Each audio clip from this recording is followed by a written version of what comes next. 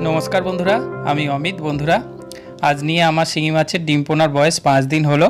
এই 5 दिने आमी जेभावे करलाम तार खुঁটিনাটি বিষয়গুলি आमी आपनादेर सामने पर्व आकारे भिडियोगुलो निये आसते चाই যাতে শিঙি মাছের ব্রিডিং করতে আপনাদের কোনো জায়গাতে কোনো রকম সমস্যা না হয়।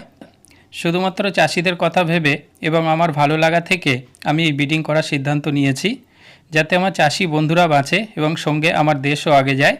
কাউকে কোনো রকম আঘাত হানার উদ্দেশ্যে এই ভিডিওটি আমি বানাচ্ছি না। আমি একজন খুব সাধারণ ইউটিউবার হিসাবে যেটুকু ঘুরে ঘুরে বিভিন্ন চাষিদের সংস্পর্শে এসে শিখেছি আমি সেটুকু নলেজ কাজে লাগিয়ে ব্রিডিংটি করার চেষ্টা করেছি এবং সেটাই আপনাদের সামনে সহজভাবে তুলে ধরতে চাই। তো বন্ধুরা দেখতে পাচ্ছেন আমার ছাদে আমি ব্রিডিং ট্যাঙ্কটি বানানোর সিদ্ধান্ত নিই।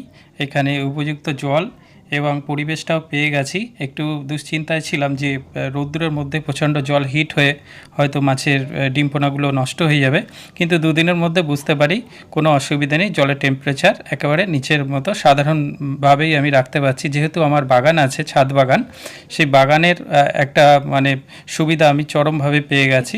এখন আমি প্রথমে দেখাবো যেটি হলো আমি কিভাবে ট্যাঙ্ক করেছি। এটা আপনারা আপনাদের মতোভাবে করতে পারেন।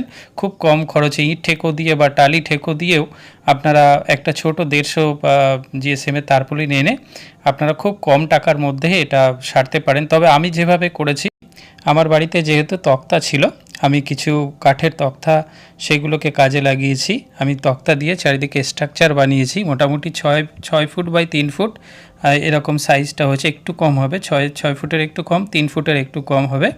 আর এই চারিদিকে রাউন্ড করে নিয়েছি আর তক্তাগুলো জাস্ট তলায় পেতে দিয়েছি।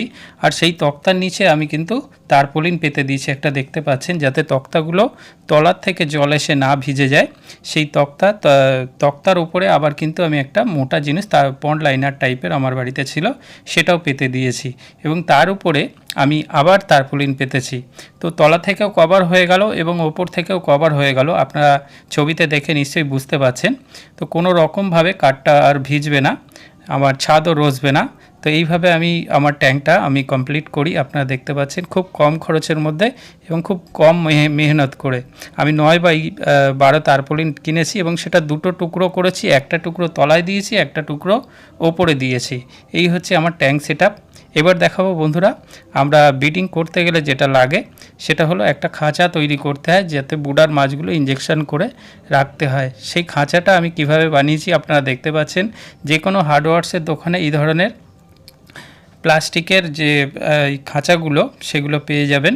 আপনারা দেখতে পাচ্ছেন এটাকে আমি কোনো রকম কাটিনি বা কিছু সাইজ করতে হয়নি।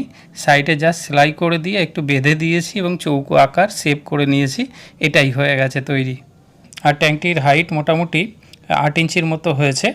আমি ট্যাঙ্কটি ধুয়ে নর্মাল জল ইউজ করছি, যেটা সাবমার্সিবলের জল। 500 লিটার ড্রাম আছে উপরে, একটা পাইপের মাধ্যমে ট্যাঙ্কে ফেলছি এবং একটা ছোট্ট আউটলেট করেছি এবং এই ট্যাঙ্কের মাঝখানে একটা ছোট স্টোন দেওয়ার সিদ্ধান্ত করেছি।